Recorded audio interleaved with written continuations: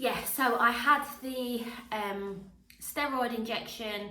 I had to go and have the second lot of the steroid injection the next day. The hospital didn't really know what the plan was going to be for me and the twins. It was decided that I could go home over the weekend, so I was discharged from hospital, but I had to go back first thing on Monday morning, where a plan would be made as to what was going to happen. So I went back again on the Monday, had yet again another scan, and the same issue was seen in terms of the blood flow. The Doppler on the umbilical cord for twin 2, which was Darcy, was, I say dodgy because I don't really know how else to explain it. It wasn't doing what it should be.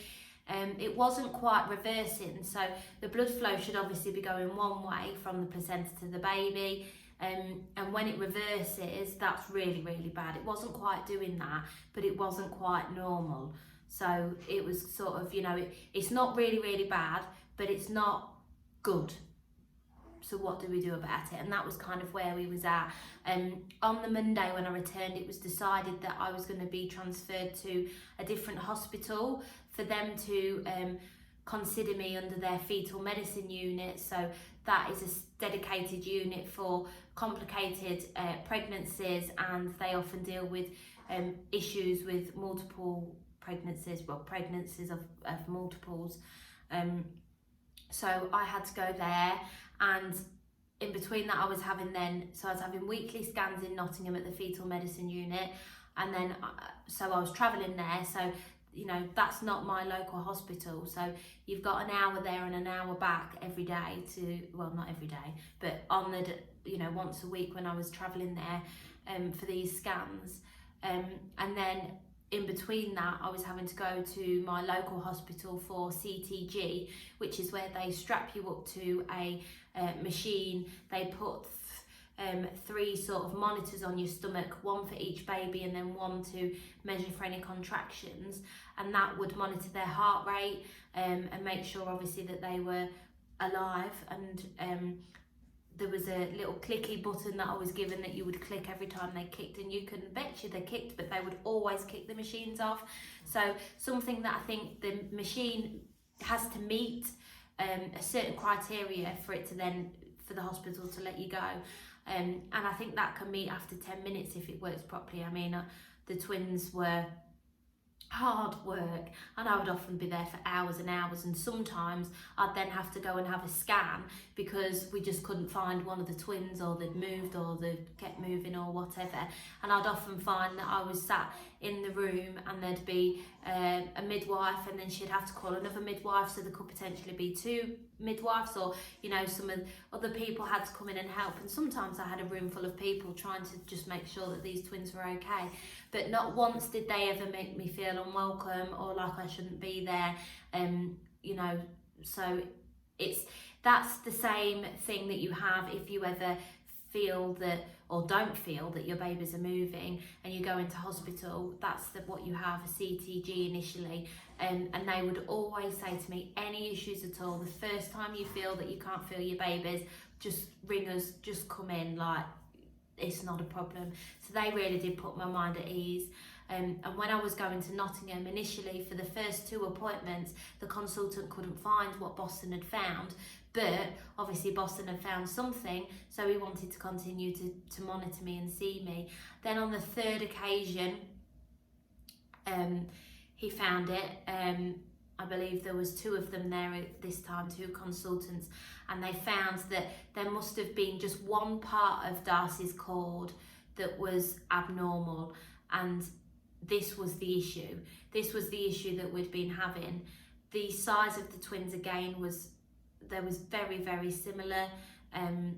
Everything else seemed to be okay, but there was definitely an issue with this umbilical cord. And it was then that I realised that it had an actual diagnosis, and that's absent end diastolic flow. And basically that means there's an abnormality in the umbilical cord, and it's really, really dangerous. Really quite dangerous, dependent upon how serious it is. So again, he continued to keep a close eye on me. But it was after this appointment and the day before the next appointment, the consultant rang me and said, pack your hospital bag and bring it with you for your appointment next week. I mean, I'd had my hospital bag packed for ages anyway, and at 27 weeks I made sure that I had everything in there because we had these issues. So I went to Nottingham on my, well, it was actually, the appointment was on the Tuesday, and I was exactly 32 weeks pregnant, and he admitted me to hospital. He said that he'd been speaking with some of his colleagues, and the difficulty was they didn't quite know what to do. He was worried about the fact that there was an abnormality with the cord, but it didn't seem to be having a direct impact at that point because the size of the babies was okay.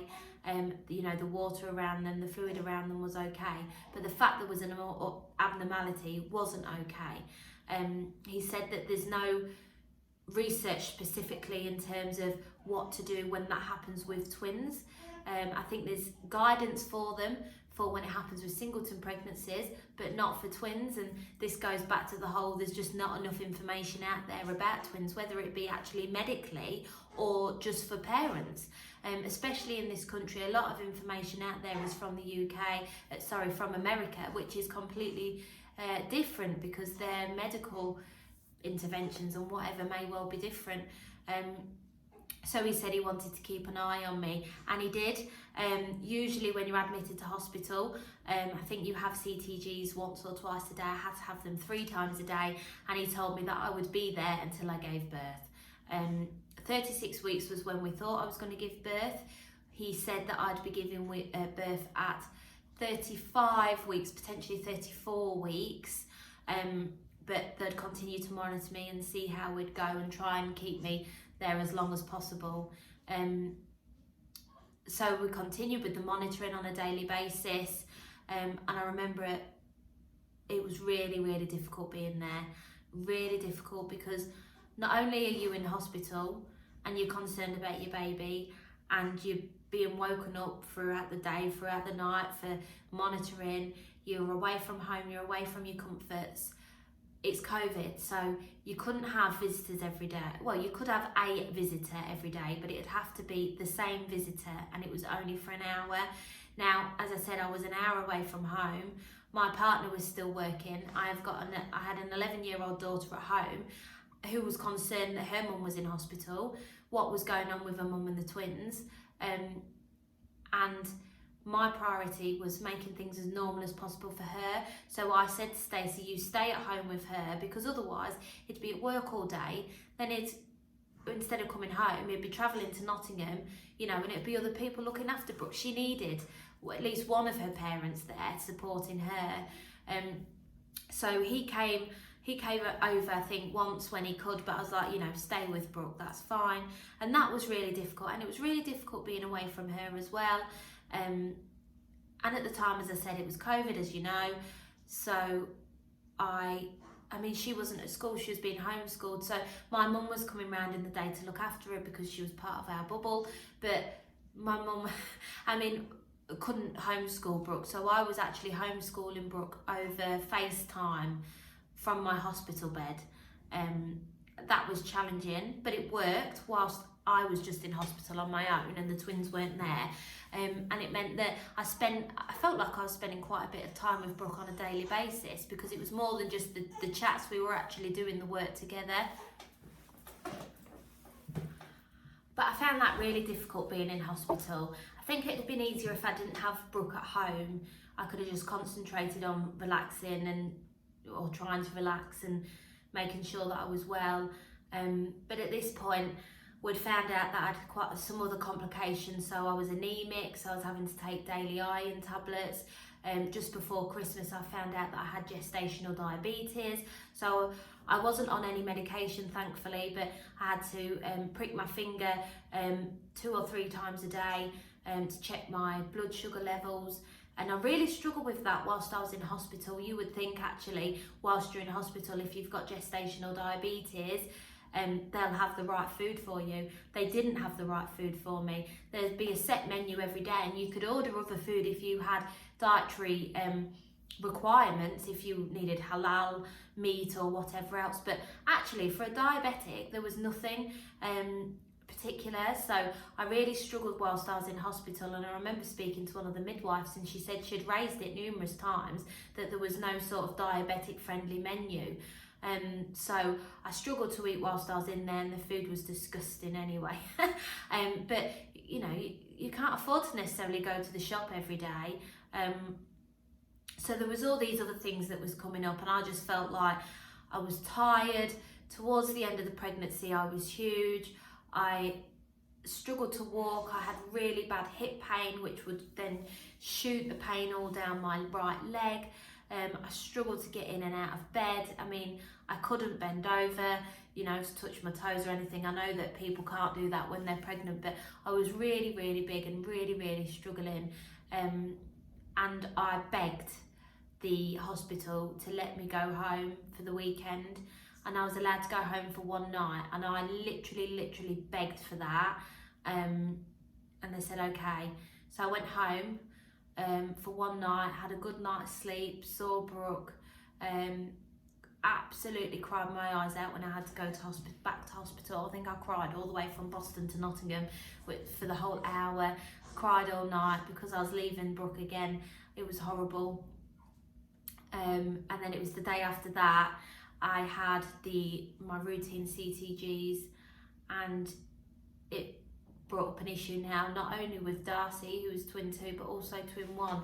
So Madison's heart rate was really elevated, and she was tachycardic, I think it's called. So her heart rate should have been between 140 and 160 beats per minute, I think. Hers was over 200 beats per minute, which I think, if it happens for so long, could end up in heart failure. That was scary, but it seemed to be a one-off, and that happened on the Sunday. So it was, okay, we're monitoring you a lot anyway. The consultant saw it, but it seemed to be sort of out of the ordinary. So we'll keep an eye on you, but there's, you know, we're not going to worry too much at the moment. And as I was having these CTGs 3 times a day, every day, the midwives would often come in, put the monitor on me, and I'd say, you know, they were so busy, you're okay to just nip off and come, you know, if I need you, I'll ring my buzzer. We kind of had that mutual understanding. And I remember watching the screen, and again, I knew it wasn't right. Madison's heart rate had gone up. It was over 200 for 5 to 10 minutes. So I rang my buzzer, and that was it. I needed to see the on-call consultant, rush down to the labour ward. What's going on? Are the babies coming now? I had a scan, and they told me, we've got to get these babies out. There's now 2 concerns, a concern with each twin. We've got to weigh up the risks to the babies staying in, and the risk to the babies coming out 33 weeks being premature. So Madison was tachycardic, Darcy had absent and diastolic flow. I just felt like, I don't know, I just felt awful.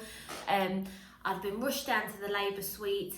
I'd seen the on-call consultant, who was, thankfully, she was a consultant that I'd seen before. She had scanned me in the fetal medicine unit. I mean, to be fair, all of the medical professionals at Nottingham were absolutely amazing.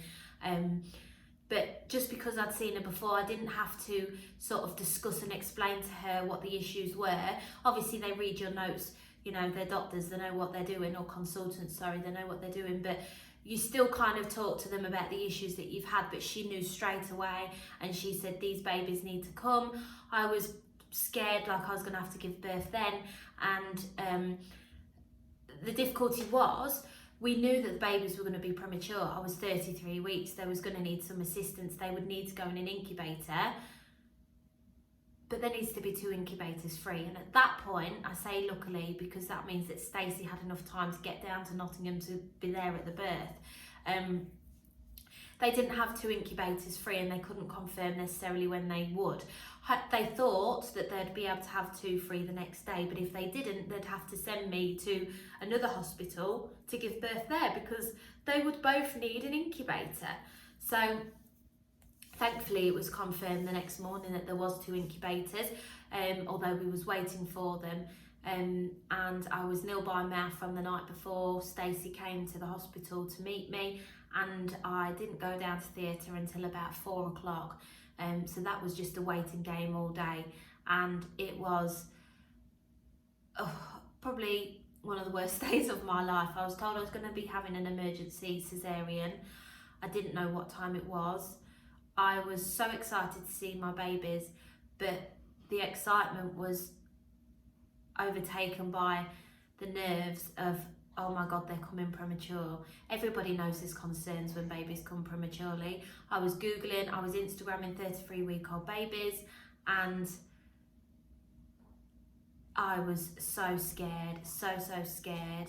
But then they came, and you know, I think that story's for another video, but just to say, when you are pregnant with twins, the whole process is daunting, it's scary. I don't think you ever get over the fact there's two of them. I now still look at them and go, oh my God, there's two of them. How, you know, how?